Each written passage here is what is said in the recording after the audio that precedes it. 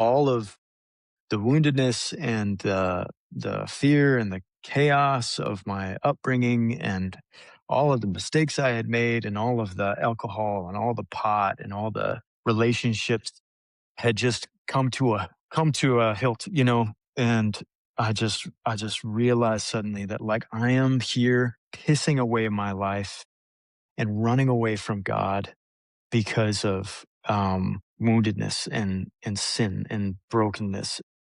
What's good, fatherhood? It's Rob Bill Jr. here, and welcome to Uncommon, the Dad Work Podcast, episode 71, I think, with somebody who's near and dear to my heart. We only recently met, but either way, if I could give him a big hug right now, I would. Mr. David Adam Cruz. He's a husband, a father, artist, and founder of Ori Moose. Thanks for being here today, sir. Thanks for having me. You and I met maybe 2 weeks ago, and you sent me. Let me show it. I want to show everybody. You sent me this absolutely beautiful journal. Nice. This absolutely beautiful journal. Be not afraid. And I opened it. My son said, "It smells like Jesus." And I thought, you know what, buddy? You know what, man? I think it does smell like Jesus. Leather, Yeah, hard work. He was a carpenter, so why not? it smelled But like his sandals anyway. yeah, Maybe before he started wearing them a lot, yeah. You and I had chatted just a couple of days before that, and the story that you shared with me just resonated so deeply with me. I don't want to say a lot of guys have been there, but I really connected with your story. So I want to just jump straight into the Batman story, the origin story for you, before we even get into what you're doing with this beautiful leather work and bringing Jesus, bringing Christ through it. Yeah, So, David Cruz, man, how did you yeah. get here? How did I get here? Yeah, it's a long story, but it's yeah, We have I a grew lot of up in time. a yeah, I grew up in a Catholic family that yeah, in southern Minnesota. I'm the youngest of six kids, and yeah, our family. It was interesting because growing up, I always felt like uh, it, I don't know. I felt like I was growing up in a very strong Catholic family. I think as my dad in particular identified very strongly as a Catholic.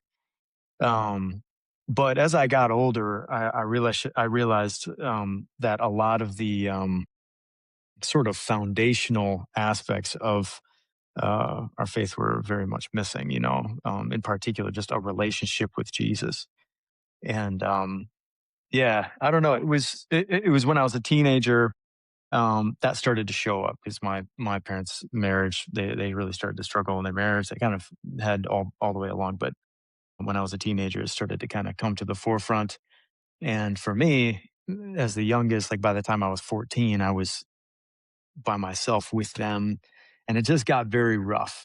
So from the time being a kid, when I thought like our family was everything, and perfect, and then getting into high school, and it was like, okay, things are crazy, and I'm living with my mom, and then living with my dad, and then living with my mom again, and then living with them together, and just kind of the craziness that happened there. I got really into, I started drinking, um, doing drugs when I was about 14, um, and just kind of, living this sort of rock star lifestyle. That was another aspect of it was I had kind of a perfect storm of like musical upbringing. My older brothers did music, and I started doing shows with them when I was about 12. And so by the time I was 14, I think I was doing about 30 to 40 shows a year, just playing at little festivals or different things, or, bars and different things like that. So throughout my high school life, I didn't feel like a rock star, but I was kind of living like it because that's who I aspired to be. You know what I mean? I was constantly watching, movies about the Eagles and Jimi Hendrix and all these people. So it was like sex, drugs, and rock and roll was kind of, those were all my idols at the time. Those are the people that I aspired to live like. And that mixed with sort of like, I don't want to go home. I get done with school and it's like, I just don't want to be at home right now. It's just sucks. It's just a crappy situation. Um, but so all of that culminated. My music career was sort of growing, and my home life was diminishing. My alcohol abuse, uh, probably more than the drugs, became more and more a problem. And I mean, I remember when I was probably 18, 19, like I remember finding out at one point that like when you start um throwing up bile, you know what I mean, from alcohol, that's like a sign that like you're starting to get into like actual alcohol poisoning. And at the time I was like, oh, I've done that several times, like I started having stomach issues and things like that. Anyway, it escalated. All these different aspects of my life kind of escalated, and for better and for worse. And the music thing was the only thing that was kind of going up. Um, but I did have this interesting faith element. Like even when I was in high school, thinking back, I always had this relationship with God that was very weird, because, it was like in school, I'd skip class, but I'd go to the chapel and pray. Went to a Catholic school. So I'd like be skipping class. I knew I would get detention for doing it, but I'd like go and sit in the chapel for 45 minutes or whatever and just pray. And I just liked that. I asked my parents if I could drop out of high school because I just knew that high school was not good for me, you know. And I go to mass every Sunday, and I wouldn't receive the Eucharist if I was in, mortal sin. I had a very like sort of orthodox like brain, but at the same time, I had nothing against, getting drunk and smoking weed on Saturday night, the night before. So it was like, I don't know. It was just a very, very messy. Everything was just messy. So that was the build up, right? So it was just kind of escalating to a pitch when I was 19, 20. And I got to this point where I realized just some crazy things were happening for me. Just some sort of scary things that happened in my personal life was scaring myself. And I just realized I really need to like clean up my act. You know what I mean? And I started thinking about, like, gosh, probably the top 10 biggest mistakes I've made in my life so far. I'm like 19 and I'm thinking this. Probably the top 10 biggest mistakes are because I was drunk. Um, and I was like, I need to stop drinking. And I kind of considered that like my secular conversion. Um, but what happened was interesting because, I was like 19, this was happening, and I was doing a lot of shows and everything. And about 6 months after I stopped drinking, we went and did this show in a place, Harmony, Minnesota. It was a music festival called Shangri La, which means paradise, right? In Hindi, I think. Um, and it's yeah, it was this paradise like festival. There's a lot of like spiritual symbolism that happened throughout this conversion that I've been unpacking for the last 15 years. But I went to this music festival, and my bandmates, we started drinking some whiskey. So I kind of, started drinking just that night, and, just thought it's not a big deal, but I had some whiskey. But then some of my bandmates started going off and doing some other drugs and whatnot. And I remember at one point I was hanging out with somebody, and they're like, "Do you want some cocaine?" And I was like, "No, I don't want to do cocaine. I've never done cocaine. I never want to do cocaine." And so I went back to our little van, camper or whatever. I'm having more whiskey with a bandmate, and I don't know why, but I went back out and I was hanging out with the guy who owned. Well, I probably shouldn't. I think he's actually deceased now, which is crazy. But he was a guy that owned one of the major studios in Minnesota, and he was a friend of mine. So this guy's a multimillionaire, and we're hanging out in his like semi trailer thing. And he was like, "You want some cocaine?" And for whatever reason, I was like, "Sure." And just proceeded to do a bunch of cocaine that night. And but it was interesting because in looking back, because I had been drinking and doing cocaine, like the chemical mix in your brain, they don't cancel each other out like one for one. Just kind of, but they do fight against each other as a depressant and a stimulant, and just kind of like the experience of it was really interesting. But it was certainly still a very uh, you know, full cocaine experience, if you can say that. But what happened is later that night, I just kind of went on this binge. And later that night, the um, I was walking through the music festival. I get emotional like every time I tell this story, but um, I was walking through the music festival and walking with some friends, and I just heard this voice kind of in my heart, and it just said, "David, where are you?" You know, and the it wasn't like a sound; it was just these words that were almost like heart audio, if that makes sense. It was like words and an experience of words that were imprinting into my heart, like a handprint on your chest. You know what I mean? And it's just, David, where are you? And it was just like the exact same thing that God says to Adam, in the Garden of Eden after, and it was the most loved I think I've ever felt in my life or had felt up to that point, just in those words. And immediately I felt completely sober. And I literally stopped. I stopped walking. Everybody I was walking with probably forgot I was walking with them, and just kept walking, disappeared. And I just realized suddenly, like, I need to get out of here. Like, I need to change. It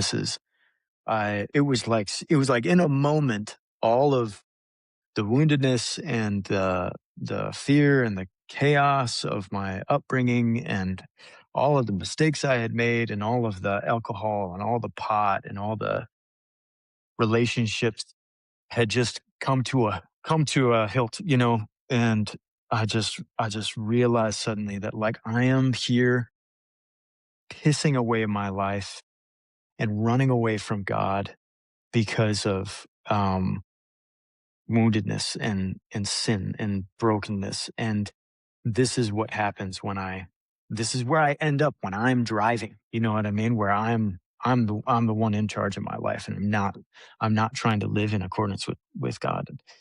And I don't know God, and I just had enough prayer experience and enough faith experience to know that, like, God is real, God loves me, and if I can just manage to uh, put myself in front of God in prayer, then everything will be okay. But in that moment, it was like this crux of my entire life. It was like, I think I knew deep down that if I keep going on this road, I'm going to die, body and soul. You know what I mean? I just knew that. I always say, I don't think God just saved my soul that night. I think God saved my life that night because I was reckless. It wasn't even just the alcohol and the drugs. I was such an adrenaline junkie. So I used to rollerblade down this massive steep hill going like 35 miles an hour, um, in my hometown here. People thought I was insane, but I just loved it. Oh my gosh. And anyway, so that night I left the music festival and there was this lake nearby. And so I went over by this lake, and I sat there until the sun came up, and I felt like I was just up. It was just like a massive fire hydrant, uncorked fire hydrant, just letting everything out. And I'm praying, and I'm just like releasing all of this pain and just saying, God, just take all of it. I need, I need to be free from all of this. And I want to be good, and I want to love you. And yeah, anyway, so that, that was kind of the conversion moment. And so, sun comes up, and I go to bed. I go take a nap, for most of the day. And I wake up that evening and I feel like absolute shit. I don't know if I can say that on the show, but that's how I felt. Yeah, whatever comes out. Okay. I felt, I mean, horrible. It was a combination of, like, I hadn't eaten, I hadn't drank any water, I had a hangover, and I had just done a bunch of cocaine and came down off of that. So it was like the most intense psychological state. And it was interesting because looking back, it was like, all right, now it's time for you to make a choice. Like God, like it was like God did his side of it. Now it's like, how do you want to respond? It's not always going to feel good following God. So what are you going to do with your free will? And it was this really important moment for me because I decided I'm going to pray every day. I'm going to pray. I don't care if I feel like this for the rest of my life. That's what I said. I don't care if I'm this psychologically and physically troubled for the rest of my life. I'm going to pray because I know that's the right thing to do. And God will take care of the rest. You know what I mean? If I feel great 2 weeks from now, awesome. If I don't, that's okay because it's not about me anymore. It's not about how I feel. It's not about my own, self upkeep. It's like, no, I need to reorder my life and let God in. And that's what I decided to do that night. And I've kept to that for the most part. And yeah, I mean, within a couple of months, my life was completely different. Things that were completely out of my control that got taken care of. You know what I mean? Prayer changed the ecosystem of my life, from a landfill to a botanical garden. You know what I mean? Like it was completely different. The relationships that I had at the time were much richer, much more full. Um, yeah, so that was the big conversion. I started going to daily mass and started getting involved in the local Newman Center and all that. And yeah, that led me to a whole nother chapter of my conversion. But Mm, do you want me to keep going? It's a and we can that's kind of absolutely keep like going. that's sort of like book one. Before you continue, we finished book one. What what kind of prayer, what style of prayer did you implement? I'm always so interested in what people reach for, what guys reach for specifically. So what did you reach for? At the time, it was very organic. Right away, I just remember always thinking like, I just need to make sure that I make this personal connection with God. It was very informal in a way. At the time, I don't even think I knew how to pray like the rosary or anything like that. I went to daily mass, went to adoration, but as far as my actual prayer, it was just, yeah, communicating with God in my own words. You know? Yeah. I I never really began to do that until an adult in Mm, dark times when I finally just dropped to my knees and I was like, we're just going to talk right now. I'm just going to talk to you and I'm going to ask you for help. And I'm just going to open myself to whatever it is that you need me to do, whatever messages that you want to give me. yeah. Yeah. That's huge. Even recently, I've found that like I'll sit down to pray a rosary. And I think it's taken a while for me to get to the point of spiritual maturity where I feel like this is okay. Because you can grow up with a Catholic mentality where you're like, I'm going to pray my rosary daily. But sometimes you start your rosary and it's like, no, I just need to communicate with God. I don't Yeah. need to recite this right now. And to be able to notice when like God is prompting that, like, no, no, no, you just need to let's just talk. Let's just communicate here. Just be you're not trying to this isn't this relationship is not a checklist. It can so easily become a checklist. And yeah, you want to do daily mass, you want to do your holy hour, you want to do your personal prayer, you want to do liturgy of the hours, you want to do your rosary. And we can jam pack our spiritual lives with devotions, and I got nothing against devotions as long as they actually support your spiritual life and don't take away from it. You know what I mean? But it's kinda like being married. It's like, "All right, I gotta hug my wife 5 times today, and we have to, say I love you twice." It's like, yeah, if it's a checklist, it's stupid. It doesn't make sense. There needs to be that organic element, otherwise it's what is it? Yeah. If it's a checklist of things you do, then there's no actual relationship. Yeah. There's Yeah, it's a no, relationship with the list.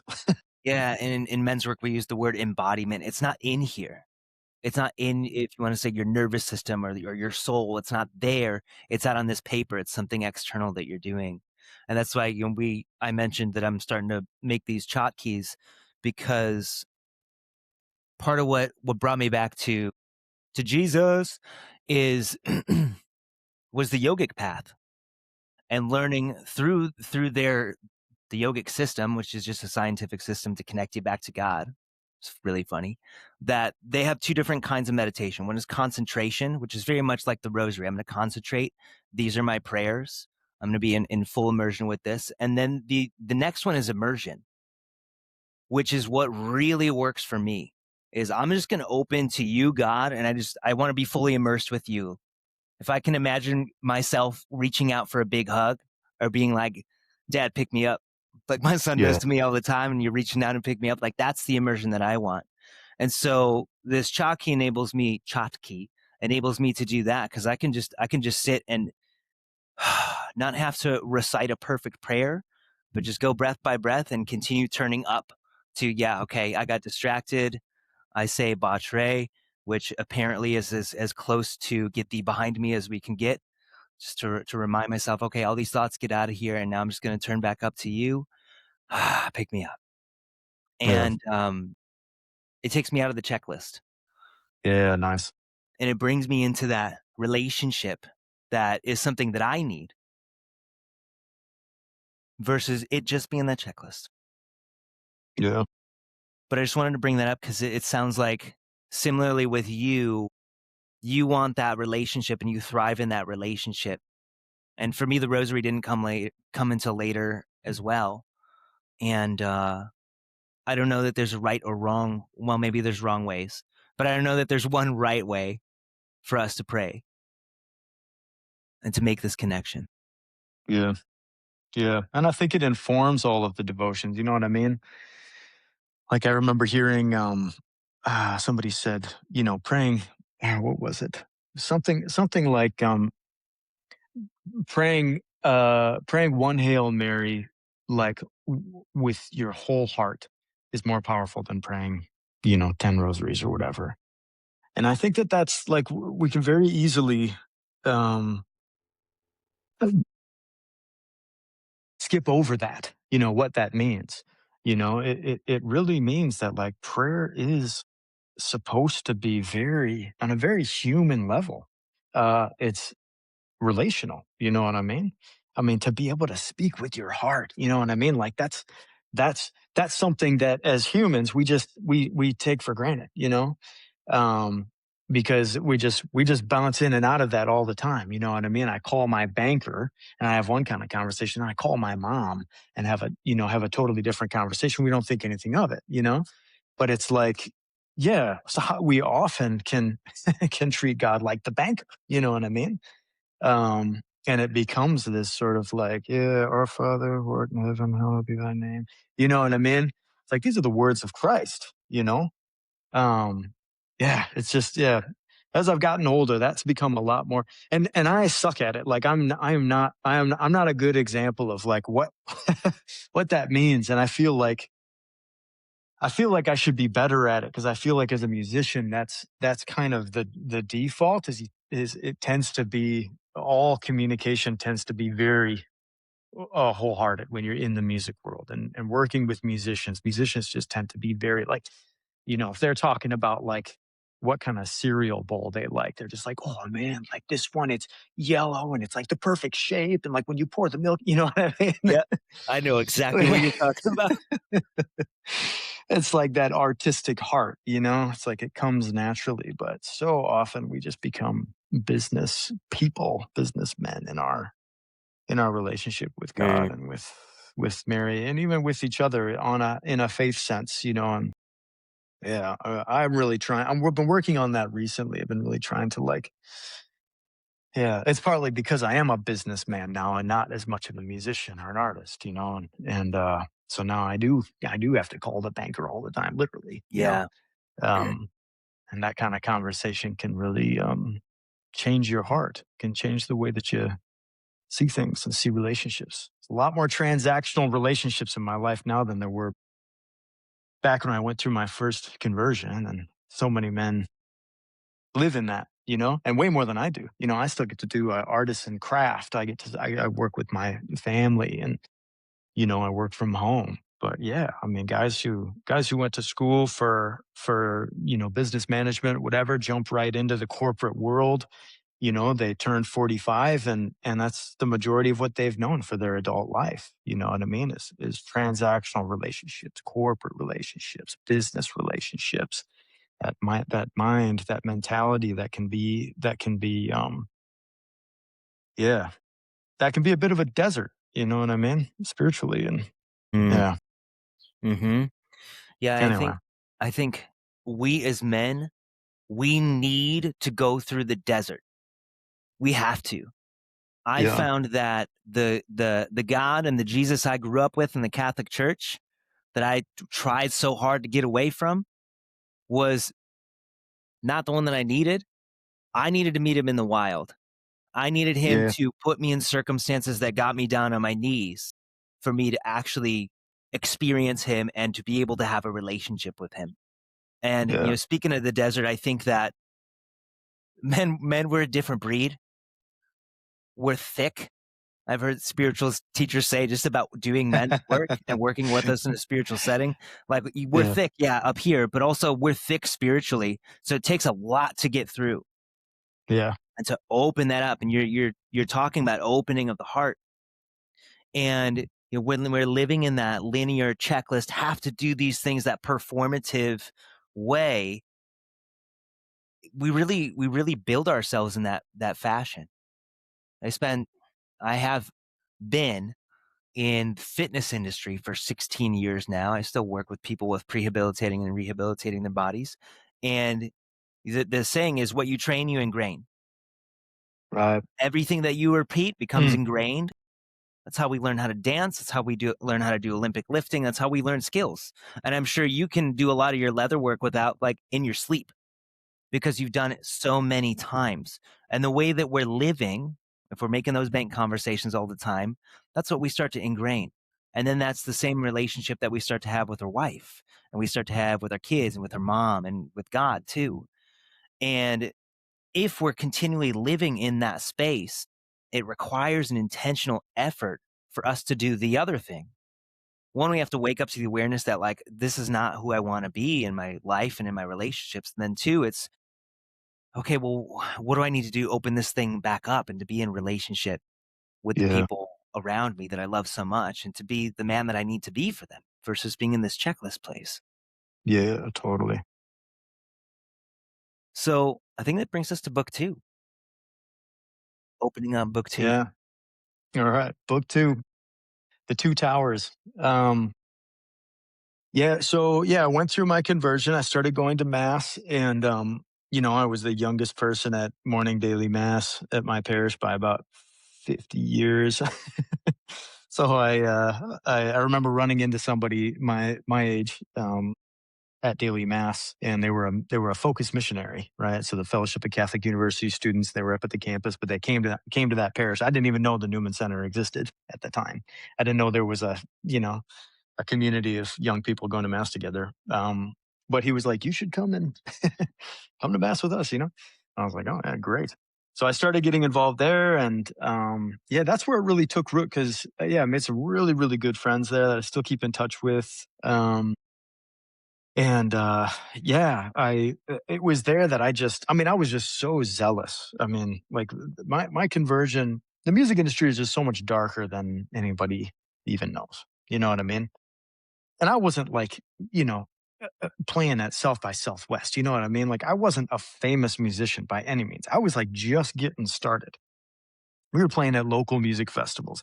And even at these local music festivals, man, like just the amount of just darkness that are there, in the middle of the night, the weird kind of almost like ceremonies that happen. Like it's crazy.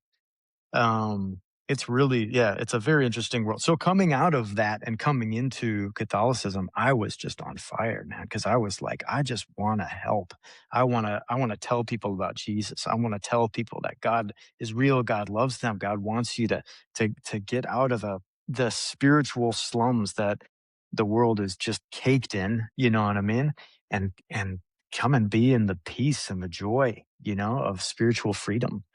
um, yeah, so I got involved with the Newman Center, and that was my disposition. So eventually, it kind of led to like, I just want to give my life. I want to give everything I've got, and yeah, that's kind of a whole different story. But how that exactly happened, but at some point, it was like, okay, I really feel like God is calling me to give everything. And at the time, I wanted to join the Franciscan Friars of the Renewal in New York City. So I went to New York City, and I stayed there for like 11 days, which was pretty funny. was a funny story. So I went out there and I was staying with him, and probably like the fifth day, the vocation director at the time. I've seen him several times since then, and we always laugh about this because he was like, "So, David, how long are you staying with us?" And I was like, "Well, my flight leaves next Monday. Is that okay?" And he's like, "Well, typically guys only come for like 3, 4 days if they're doing a come and stay." I was like, I had no idea. So I booked like, a week and a half there.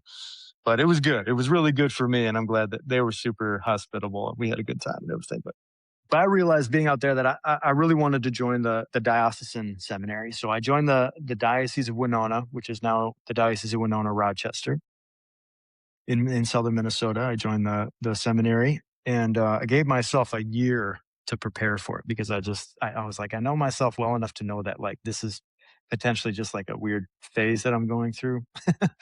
So I don't want to like commit to something so serious and cool if I'm not actually going to do it. So I gave myself a full year in preparation, and I was like, if it's God's will and if it's something that I really want, my desire for it will increase this year, not decrease. And it did. And throughout the year, I just got more and more ready. I started praying the Liturgy of the Hours. I started doing some of these devotions that were really good, and just having a more structured spiritual life, really cleaning up my act as a person. A lot of that year was very much purging. Felt like I was just draining out so much of the gunk in my own heart. A lot of relationships kind of had to change or end. Um, yeah, changing habits. I've just decided to be completely sober. Um, and I did that for I think 5 years, which is just total sobriety, which was really, really good. Yeah, and yeah, I went into seminary, and that was where things really started. There was the conversion. You know, um, I always think of it like I always tell the story of like the prisoners released from Auschwitz. You know what I mean? That there's some parable story. I don't know if it's true, but it's a cool story where like there was a guy that got out of Auschwitz and he's skin and bone, you know what I mean? And he's sitting there in a hospital bed, and somebody comes up to him and says, "Aren't you just so glad that you're free?" And he said, "I've been liberated and I'm very glad for that, but I'm far from being free." You know what I mean? Because he had yet to recover his ability to live his life like normal, to be free from, he was still skin and bones. He could hardly walk, you know what I mean? And that's how it is for conversion a lot of the time, right? We go through this conversion where we're like, oh, I've been forgiven and I'm free. But there's so much healing that needs to happen. There's so much regeneration that needs to happen because all of that time that we spent in darkness depletes who we are as human beings. You know what I mean? And we are starving. And when you're starving for so long, you atrophy. It's just the same. It's like the analogy is perfect for the physical body. You know what I mean? Like in physical fitness, right? If you don't use it, you lose it. These muscles atrophy. It's the same thing spiritually. You're living in sin. It's like, yeah, great, you converted. Now it's time to start slowly using those atrophied parts of your heart, atrophied parts of your mind, and regrowing the full tree of the human person. You know, becoming fully alive again. You know what I mean? And that's what happened in seminary. It was like a real, formation process. And the rector of the seminary at the time, he was a Navy officer, so he kind of ran the seminary like a ship, which was which was awesome. He was like the best rector ever, and he's a good friend now. But yeah, so that was my seminary experience, and I was in seminary for 8 years. Studied philosophy, studied theology, but as I went throughout seminary, I just always felt like I don't know if this is right for me, but um, I don't feel like I should leave right now. Is how I always processed it. I'd go on retreats and I'd think, gosh, I don't know if the priesthood is right for me, but I don't feel like I should leave right now. So I'm gonna just stick to it. And what happened is actually it kind of escalated. Like there became more of kind of like it was feeling more and more uncomfortable. It felt like there was a part of me that was dying that God didn't want to die. There's like the dying to self and there's all that that's good. But whereas a lot of guys that I was with in seminary were like, "Oh, I just feel so at peace," and like I'm really happy about my decision to be here, and I'm really excited to move forward, and I feel good about it. Like it's scary for sure, but I'm ready and whatever. And as I got closer to ordination, for me it was like I don't feel peace about it at all. I'm really scared, and I feel like it's not right, and yeah, it got to the point where I was doing my sort of diaconate canonical retreat, which is before you're ordained as a deacon, but it's kind of the last retreat to sort of make sure this is what you want to do. And I was on that retreat, and yeah, it was exactly that. The whole retreat was kind of this big purge, and it took me a while to sort of process what had happened. But after several months, I realized like I think I need to leave. I think I actually need to step out. So I left in 2020, and I started the business. I had started doing leather work just as a hobby, and I had so many people asking me for leather goods that I didn't have time to do job interviews. So I was like, well, I should try and do this as a business. And yeah, the first year it went okay. Second year it went great, and it's just been growing ever since. But yeah, I met my wife soon after that, and yeah, that's sort of book three, I guess. But yeah, Mhm. the Mhm. seminary experience was I always tell young guys like young single guys like just go to seminary, like you just won't regret it. I don't care if there's like a you know 10% retention rate or whatever. Go to seminary, man. Like you will. It's kind of like going to military, you know what I mean? Like military, so many guys that I've talked to who go to military like I needed other men and a structure to like turn me into the person I want to become, you know kind of like JD Vance. He talks about that. He was just like, I need to go to the military before I go to college because I need to get my life together and I need help in order to be able to do that. And look at him now. You know what I mean? Seminary is like that for, you know, Christians. If you want to do good for your country, go to the military. If you want to do good for the whole world, go to seminary. You know what I mean? Whether you become a priest or not, do it. You know, you'll be a kick ass father, if you end up leaving and getting married, if you take it seriously too. That's the key as well. A lot of guys can go to seminary and be like, "Duh, this is lame," you know, and it's like, don't go. If that's your attitude, don't go yet, or go there and try and change that attitude. Anyway, Mhm. I think I haven't heard anybody say that up until this moment, but I think that's massive because what are we missing for our young men now is we're missing initiatory processes. yeah, As men, as boys, we need to go through some kind of chrysalis. We need to go through some kind of fire yes, so that we may be forged into who we need to be for the world, whether that's the military or that's seminary. I love this idea of seminary serving as this initiatory, this transitional process for a young man. And we're missing that. And that's part of why I'm here is helping men who have not been able to transition, who have not been initiated, actually go in and do that work necessary in order to yeah. move there. So you came out the other side. You said something that was perfect. It just really hit me here because this is what I'm passionate about. And that's, it will make you a better husband, it will make you a better father. So I'm curious, especially with your upbringing. And I think this is something that we all have to do as men. When you came to the possibility of getting married and came to the realization of having children, what went through your head? In what way? What went through your head in terms of the life that you had lived Mm, and what you may have wanted to do differently? sure.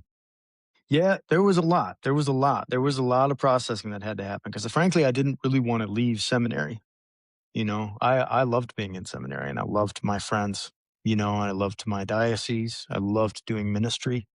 So leaving seminary is probably one of the hardest things I've ever done. But then meeting Emma, was yeah, it was just I don't know, man. I think gosh, it wasn't scary at all. Like, but I think I'll say this. I think if it would have been any other woman, I think it would have been. But Emma, like from like the moment I met her, I just felt like, wow, like you are the woman that I did not think existed on planet Earth. And inconveniently, she was actually on the other side of planet Earth when I met her. So, but it was just, I mean, that's how I felt. It still feels that way. Like I just look at her sometimes and I'm just like, like you are like my Eve. Like I don't know. Yeah, I feel very lucky in my marriage. In that, yeah, that I found somebody that I feel. I don't really believe in the whole soulmate thing, but if I did, I'd be like, yeah, I feel like Emma is my soulmate. You know what I mean? I feel like she was made for me and I for her. Um, so yeah, there was that, and it was such an overwhelming amount of goodness. And God sort of like prepared me for that. Like as I was kind of coming to the end, like for example, this is a little insight into how God communicates with me. Um, I was in my room and I was just listening to music and I think I had this YouTube playlist playing or whatever of songs that I had found.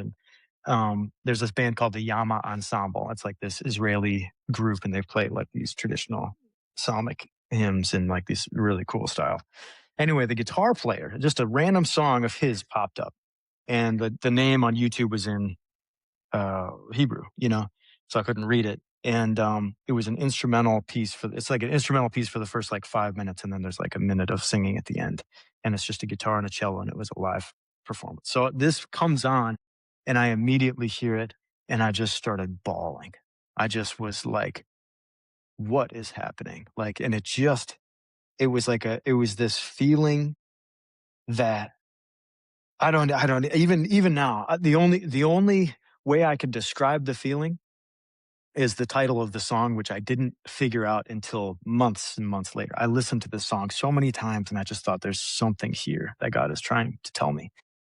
And I figured out eventually that the name of the song, which I couldn't see because it was in Hebrew, is called What Is to Come.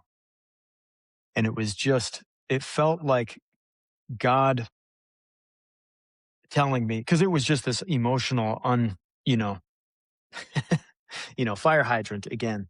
And when that happens, like Ignatian spirituality, when there's what is it called? Consolation without context or something like that, where like something hits you and you just noticeably like, okay, God is trying to tell me something because there's like a floodgate that just opened. You know what I mean? Inside of me. God is in this moment. I need to pay attention to what just happened. So it's a real thing.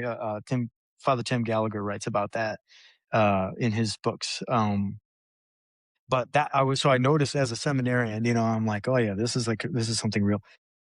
But yeah, God like prepared me for that. So, what is to come. And then when I met Emma, it was clear that like this is that goodness that God was preparing me for.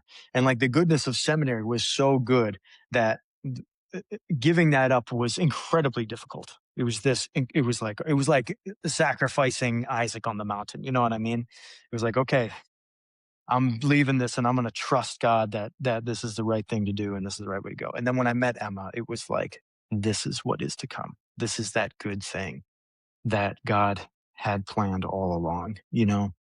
And yeah, but how we met was pretty crazy. So she was in Australia. She's Australian. And we met during the COVID lockdown. So she couldn't leave and I couldn't get in, right? Because Australia did, Fortress Australia, which Hmm. was pretty intense. And so we met through a mutual friend doing a music project, but we hadn't met in person. And we were just chatting over video call because I was interested in talking to her about music and my record label idea.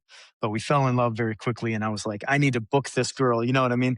Like, I need to ask this girl out. I don't know when we're going to be able to meet in person. I've never even seen her in real life, but I need to like ask this girl out. And who knows how long this pandemic is going to last.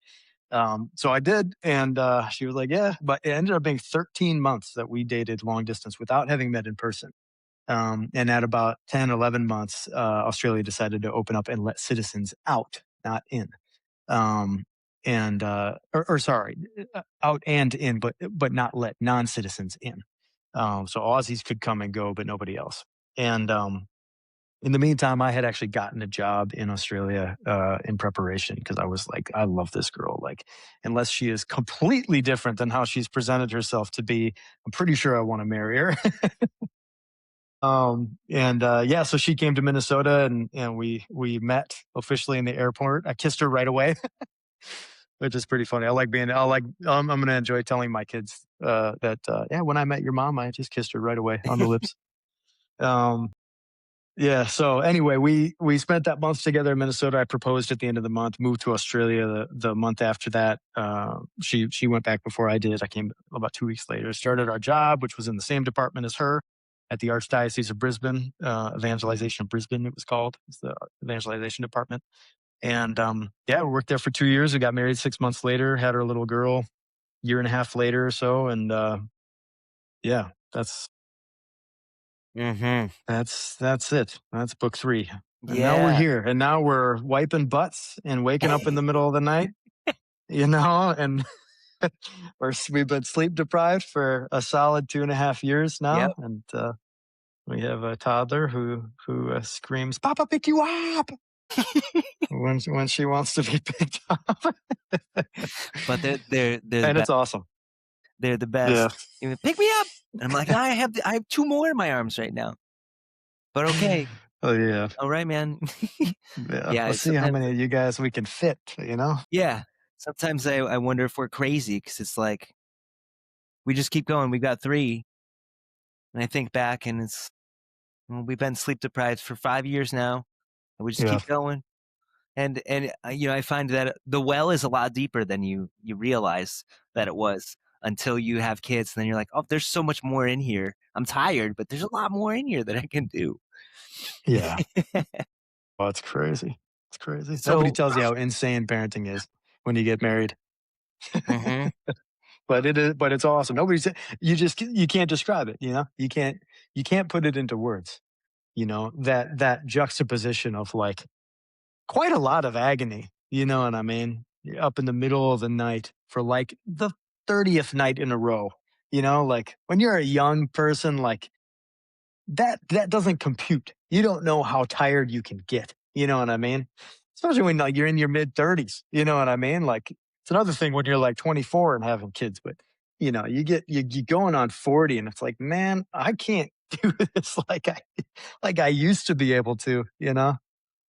Oh, that's crazy. And then you look at people that have like 9 kids and you're just like, you guys are actual superheroes. Like I don't get it, mhm. but the Yeah, grace they comes. unlock that level of superhero-ness, and apparently they unlock that level where the kids start raising each other, which I Yeah. imagine is really helpful, and we'll see how that goes if we keep going here.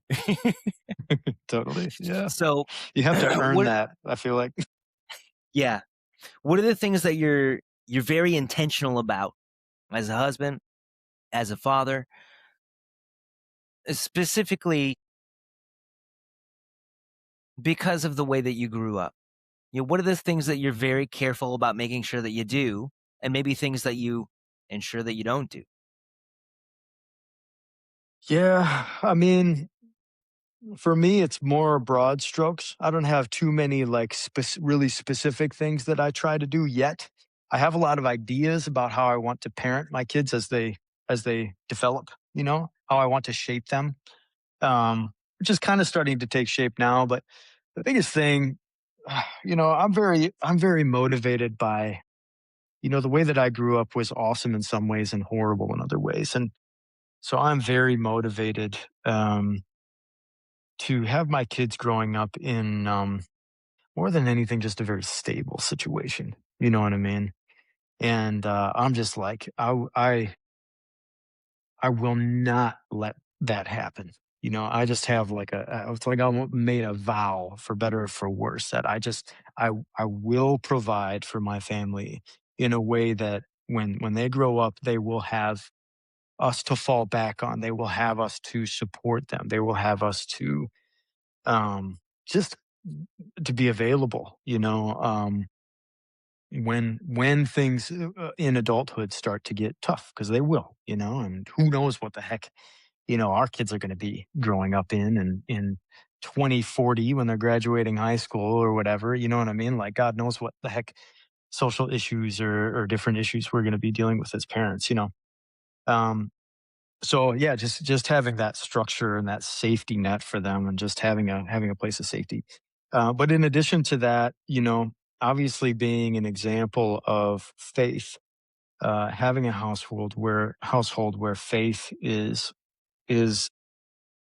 not necessarily something that's being like pushed really hard, but something that's just a natural backdrop. That's more important to me.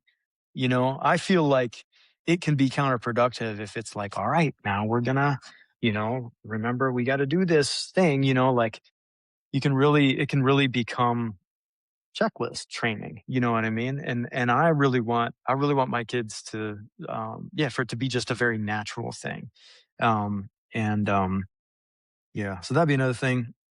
Um, One of the big things that we do in our house, I really want to prioritize. I have like this whole like parenting like idea plan that is a whole different conversation because it would take a very long time. But one of the things is creativity. Obviously, my wife and I we both do music professionally. I paint and do the leather work and sculpt and different things. And in our house, we have an entire wall dedicated to paintings, right? So it looks like an art museum. It's like this big blue wall and it has all these paintings. And all but one are original paintings. I've been collecting original paintings forever. And they're done mostly by either myself or my siblings. My dad, Emma's dad, is a painter. I think we have some aunts and uncles. And it's like, my idea with that is I want my kids to grow up. I kind of want to like brainwash my kids into thinking that like just everybody does artwork, and everybody's a musician. So a lot of times the music that we listen to will be Emma or I's music, or somebody we know, like somebody from New York or somebody from, um, down south or whatever, or somebody in Australia that we know that does music.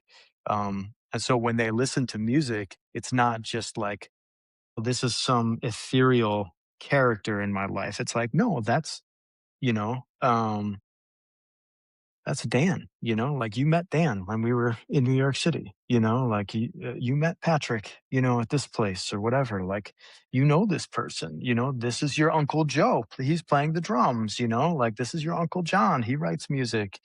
Um, and I think that that's a really, I like to use that as a model for parenting because maybe it's just the way, like my sort of personality default.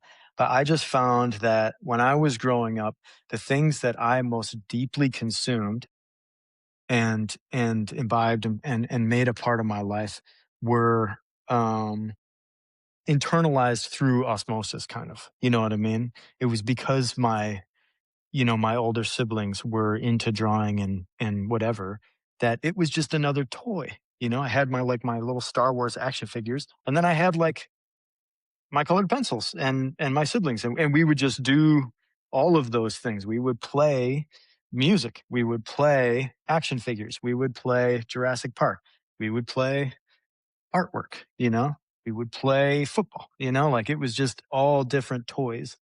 And then by the time I was in middle school, it was like, oh, I can play like six instruments and I can draw pretty decently. Like, and suddenly I realized, like, oh, that's unusual, like all my friends were like, where the heck did you pick this up? And so, but it was just kind of like brainwash, like I just thought this is what everybody does, doesn't your dad paint? Like, no, you know, don't your aunt and uncles have like bands, so I want to try and keep that going. And I think that's really important. And can be done with so many things, the outdoors or athletics or our faith life, like just making it the natural backdrop of the environment that your kids are growing up in. And I think that's what's going to most deeply, Mhm. root itself in their lives, because I think they'll just subconsciously know the goodness that they are experiencing in it. Yeah. Yeah, it's really we whether we know that we're doing it or not, whether it's intentional or not, we build the culture, Yeah. and they're gonna Yeah, carry exactly. that forward into the rest of their lives. I think it was the CDC has a whole bunch of statistics on this, but the average percentage is that our kids are gonna carry an average of 80% of our lifestyle habits forward into their adult life, whether they like it, whether we like it or not. Things that they Yeah, see, right. even things that they don't see. And one of my favorite ones is the difference between when a father leads the family in his faith practice versus when a mother leads the family in faith practice. And the statistics vary a little bit, but the mother, it seems that they're pretty set on. There's a 15% chance that those kids are going to carry that practice into adulthood, and then with the father, it's a minimum of 75% likelihood that those kids are going to Yeah. carry that It's faith crazy. into adulthood. I've seen it as Yeah. high as 93% as well. So it's no small thing. We set the culture, and it's more important now than ever that we're highly intentional about that because, well, their attention's being pulled in 1,000 different directions now, especially with these phones and with all their friends that have access to all this technology, and that they're not at home playing music and painting. And like my kids, they're just outside playing all day long in their mud kitchen making mud paintings. Uh, that's not the very likely those are not the peers that they're going to have. Yeah. So it's so important that we're so highly intentional. So art, bringing Yeah. art and faith together. And I think that brings us to Ori Moose. Yeah. Yeah, this business is the attempt at that. Um, yeah. When I started it, the idea was I want a leatherwork company, I want a record label, a Catholic leatherwork company, a Catholic record label, and then like a contemplative art space, sort of like a chapel art museum combination, you know what I mean? And I've been able to do two of those three things. We have the record label, but even that is could use a lot of work. But the leatherwork really took off, and it's been cool because it's been a way of integrating faith and artisan work, you know, um, together in a way that I don't know. It's just such a blessing to be able to actually use creativity in business. You know what I mean? Um, and with artisan kind of work, it's very much both. You know what I mean? Because in one sense, we're doing leather like custom images that have cool stuff like that. Like this was done by hand, and but at the same time, it's like, all right, we got to figure out how to structure this and how to scale this. You know what I mean? I need to be able to make 50 of these like fairly quickly.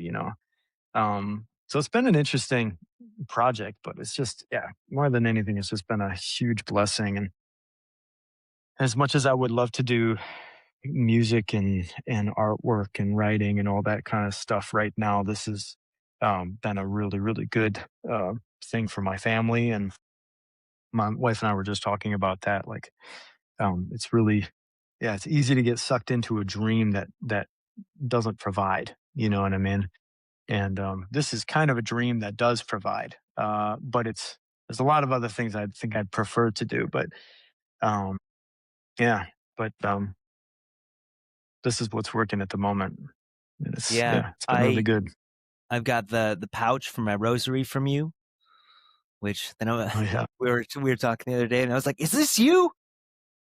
Is this you?" that's And you're like, right. "Yes." Yeah. I've got that beautiful journal. What are some of the biggest things that people are excited about that you're making right now? Yeah, right now we have like a monstrance for Corpus Christi, we released a monstrance um Bible cover. So this is a Gray Wolf Great Adventure Bible cover, and we have this brand that we put on it. But yeah, this is a cool. So this image was designed by Chris Lewis, who's the guy who owns Baratus Catholic. He's an amazing artist and a really, really cool guy. But he designed this actually for the department in that we worked for in Brisbane. Um, so we got permission to use it for this brand, and Yeah, we've got all kinds of stuff kind of cooking. We have the journals, and we're going to be doing for the Feast of Saint Benedict on July 11th. We're going to be doing a Benedict brand. So on the front it'll be the front of the Benedict medal, and on the back it'll be the back of the Benedict medal, which will be pretty cool. I really wanted to do a Sacred Heart image for this month because I love this whole like June is Sacred Heart month. I love that. Um, but I haven't had time, so I don't know if that's going to happen. But Yeah. um, yeah, it's good. Yeah, big thing. We kind of chatted about this a little bit, but the big idea around Oremus, and the reason that we do everything handmade is I just really firmly believe in the power and the influence of art, for better and for worse. I think that art is one of those things that, I mean, it's not even like one of those things, you know what I mean? Like if you think about art in a broad sense, like you're really talking about the full extent of human creativity, which includes almost all human invention, all human ingenuity. You know what I mean? Like when we talk about art, we're talking about really the stamp of humanity on planet Earth, for better and for worse. You know what I mean? And so with the leather work and with the record label and with the art, um, I just part of the message that I want to get out into the world is the importance of understanding the power of art, you know? And to me, a great analogy for it is like you are what you eat. You know what I mean? What you consume physically becomes a part of you. Art is like food for the soul, and what you consume becomes part of you.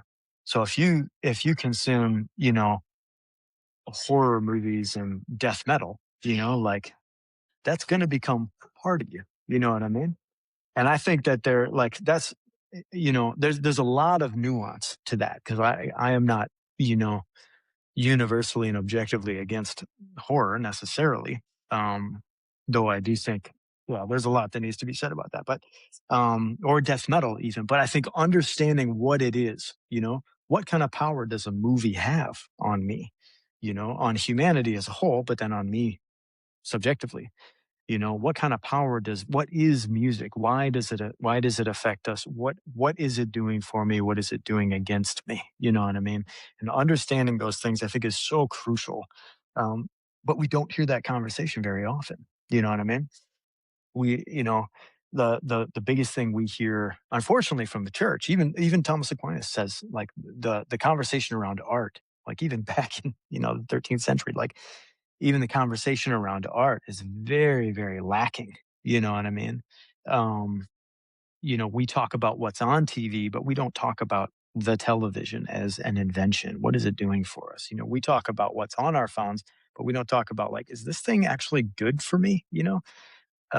What is it doing for humanity? All that kind of stuff. And yeah, I wrote my master's degree thesis on this because um, I think the conversation needs to have or needs to happen. And unfortunately, the church, uh, probably the most clear, explicit, sort of advice we get regarding the consumption of art from the Catholic Church is don't watch porn. You know what I mean? Which for me is like a pretty low bar. Yeah, It's the lowest of because it's bars. yeah, and it's not even like my question is always like, well, don't watch porn. Okay, so should I watch Oppenheimer? You know what I mean? Because like from what I didn't actually watch it, but the people who did watch it told me like, yeah, there's like a porn scene in the middle of it, and it's like, well, just read the book then. You know what I mean? Like to me, it's like you're going to get more information. It's going to be less entertaining, but you're going to get more information. Because I think the Oppenheimer whole thing when that came out, everybody was like, "This is a culturally important movie to watch," and I Yeah. was like, maybe. I'm I'm not sold on that. But if it is, I'd rather read a book, you know? And understanding the difference between what a book can do for you and what a movie can do for you is that's a whole part of the art conversation. What is a painting doing for you as opposed to posts on Instagram? You know what I mean? Paintings when we learn how to sit and appreciate a painting, it teaches our hearts and our minds and our souls to slow down and to actually be able to contemplate something in stillness. You know what I mean? It's like training, like when God says, like, be still and know that I am God. It's like training in that. You know what I mean? Sitting and appreciating paintings. Um, and scrolling is like the opposite of that. It's like, don't look at anything. You know what I mean? It's like intentionally not looking, you know what I mean? Or intentionally passing over a thing, you know what I mean? Rather than soaking it up. And there's just so many things like that in the art world that I think are really, really important. And yeah, so that's what we're going to be doing. Hopefully, in the next couple of months. We just moved back to Minnesota, so we're kind of trying to transition here. But once we get a little bit more stable, yeah, I want to begin the conversation around that kind of thing and Mhm. start talking to men. I'm trained as a spiritual director, so I'd like to start doing spiritual direction for artists specifically because, yeah, I think it's a very needed ministry. Is just art. You know what are we doing here? What is this whole thing? So anyway, yeah, Well, that's for sure. And art is, and really what you're doing with this, like, this is felt. I feel this. yeah, This is something tangible. And you said it in a little mini documentary that everybody can watch on your website. This makes it sacred. yeah, This makes it whatever you're doing, this is a sacred thing. There's so much Christian like merchandise that's out there. It's just like cheaply made and it's just throwaway stuff. But like, this is real. This is a relationship. And I think that the art piece makes faith felt. You feel it, you yeah, experience it. There's nothing that yeah, can give you that, what's it called? Piloerection, when your hair stands up on end. Like nature and like good artwork, yeah, music included. And I know everybody that's listening right now has had that moment listening to music where you're like, oh, my hair's standing on end. What is that? That's yeah, an experience of awe. That's an experience of awe. And that comes close to an experience of God, of something that's far bigger than we can even comprehend. And yeah, so yeah, totally. I'm with you in that the art ministry is something that's missing. And I can't wait to see what you bring forward and to be a part of you bringing that forward. And if you guys want Thanks, to get man. involved in it now, go to Ore Moose. I'll put the website in the description here and pick some of this stuff up. I Yeah, know that cool. we're going to be getting this stuff for the kids with when they get their first like legit Bibles for covers on there, something that they can Yeah, keep with nice. them their entire lives. And I'll be getting some more of the I'll show you guys these for their rosaries and for their tchotchkes, because my son's like, can I have one of these? And I'm like, heck yeah, man, I'm going to make you a 51. And then I'm going to teach you how to do a communion prayer with God, with Jesus. Let's go, man. And he's 5. Yeah, And nice. that's part of the thing, is It's whatever we awesome. do in front of him, they want to do. Yeah, yeah, that's great. Anything else before we wrap this thing up? No, I should probably get back to work. Yeah. I'm very Gotta grateful, work. though. I'm very grateful. Yeah, All right, yeah, it's a David. pleasure chatting with you. Thanks for being here, man. It's been an absolute pleasure.